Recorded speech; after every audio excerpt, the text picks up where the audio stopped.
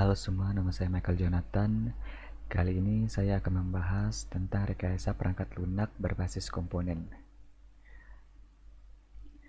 Pengertian rekayasa perangkat lunak. Perangkat Rekayasa perangkat lunak atau RPL atau dalam bahasa Inggris disebut Software Engineering atau SE adalah satu bidang profesi yang mendalami cara-cara pengembangan perangkat lunak termasuk pembuatan, pemeliharaan, manajemen organisasi, pembangunan perangkat lunak dan manajemen kualitas. Rekayasa perangkat lunak adalah pengubahan perangkat lunak itu sendiri guna mengembangkan, memelihara, dan membangun kembali dengan menggunakan prinsip rekayasa untuk menghasilkan perangkat lunak yang dapat bekerja lebih efisien dan efektif untuk pengguna. Kriteria acuan dalam merekayasa perangkat lunak. 1. Dapat terus dirawat dan dipelihara. 2. Dapat mengikuti perkembangan teknologi. 3. Dapat mengikuti keinginan pengguna. 4. Efektif dan efisien dalam menggunakan energi dan penggunaannya. 5. Dapat memenuhi kebutuhan yang diinginkan.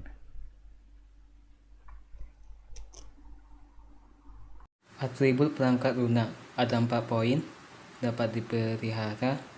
Perangkat lunak dapat ditulis sedemikian rupa sehingga perangkat lunak dapat berubah seiring dengan perubahan kebutuhan pelanggan. Poin kedua, dapat diandalkan. Perangkat lunak mempunyai serangkaian karakteristik termasuk keandalan, keamanan, dan keselamatan. Poin ketiga, efisien.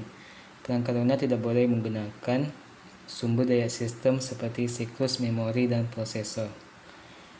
Kemampuan pakaian.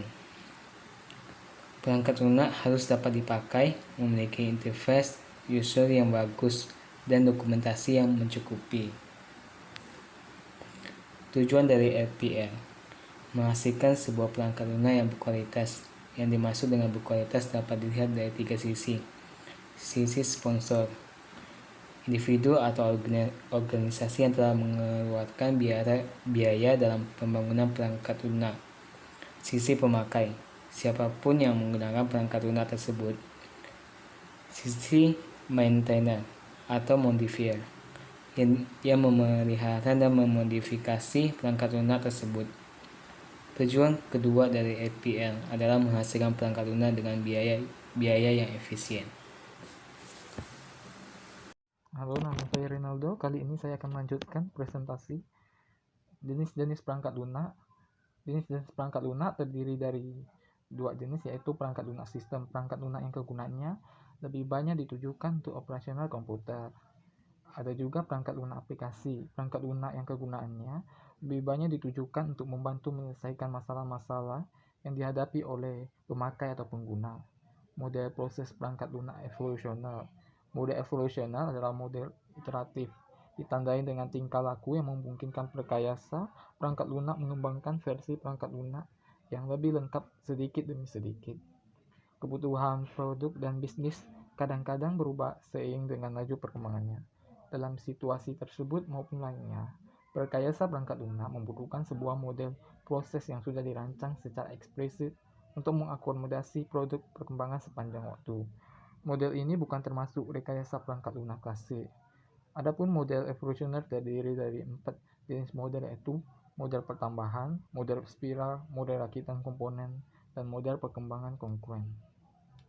Baiklah, sebelum melanjutkan materi, saya akan perkenalkan diri. Nama saya Florensius Tri Aldi Juni Chandra. Manajemen proyek perangkat lunak. Ada 3 fokus manajemen proyek perangkat lunak atau PL. Yang pertama, people atau manusia. Mempertinggi kesiapan organisasi PL untuk mengerjakan aplikasi yang semakin kompleks. Yang kedua, ada problem atau masalah. Objektivitas dan ruang lingkupnya harus ditetapkan. Pemecahan alternatifnya harus dipertimbangkan. Teknik dan batasannya pun harus didefinisikan. Dan yang ketiga, ada proses. Memberikan suatu kerangka kerja di mana rencana komprehensif bagi pengembangan perangkat lunak. Manajemen proyek perangkat lunak adalah aktivitas dalam manajemen rekayasa perangkat lunak. Dimulai sebelum aktivitas teknis diinisialisasi dan berlanjut pada keseluruhan batas. Perkembangan dan pemeliharaan perangkat lunak komputer. Selanjutnya saya akan menjelaskan ada proses-proses dalam manajemen proyek. Yang pertama ada lingkup pekerjaan. Yang kedua ada risiko yang dapat ditimbulkan. Yang ketiga sumber-sumber yang diperlukan. Yang keempat tugas yang harus dilaksanakan. Yang kelima patokan yang harus diikuti. Yang keenam ada usaha atau biaya yang dikeluarkan. Dan yang terakhir penjadwalan. Baiklah, sekian dari kelompok kami. Kurang dan lebihnya kami mohon maaf. Atas perhatiannya kami ucapkan